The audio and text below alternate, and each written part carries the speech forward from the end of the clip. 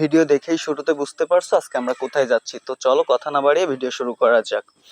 Hello guys, আসসালামু আলাইকুম। কি অবস্থা সবার? আজকে আমরা চলে যাচ্ছি শিব মন্দির ও কালী মন্দির দেখতে মঘিয়া কচুয়াতে। বৃষ্টির সময় ভিজে স্যাঁতসেঁতে রাস্তা ধরে আমরা চললাম সেই পূর্ব দিগন্ত ধরে ধরে সেই কচুয়ার দিকে। অবশেষে যাইতে যাইতে চলে আসছি কচুয়া ডিগ্রি কলেজের কাছে। সেইখান থেকে সোজা যে ব্রিজ পার হলাম, ব্রিজ পার হয়ে এমনি বাম দিক থেকে রওনা দিলাম কচুয়ার দিকে। তো যাইতে যাইতে অনেকের কাছে জিজ্ঞাসা করতেছি, অবশেষে আমরা দুইটা বাচ্চাদের পাইছি যারা আমাদের বলে দিল এখানে। অবশেষে আমরা সে চলে আসছি কচুয়া মঘিয়া মঠের কাছে।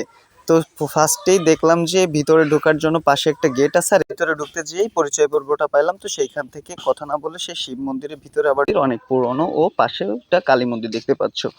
তো আমি ফার্স্টে ভিতরে যে সবখানে একটু ঘুরে ঘুরে দেখলাম, এর ভিতরে একটা পরিচিত লোকরে পেয়ে গেলাম, যার কারণে আমি ওইদিকে হেঁটে গেলাম, যে তার সাথে কথা বললাম ও জানার চেষ্টা করলাম। সে অবশেষে জানালো এটা প্রায় 200 থেকে 250 বছরের পুরনো।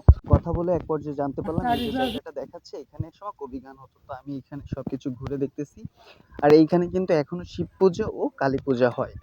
আর ওই পাশে একটা বট গাছ দেখা যাচ্ছে, তা আমি তোমাদের একটু পরেই দেখাবো ভিডিওতে, যে এখানে এখনো পর্যন্ত পূজা হয়। এই যে সেই বট গাছ। তো এই ছিল আজকের ভিডিও, ভালো লাগলে লাইক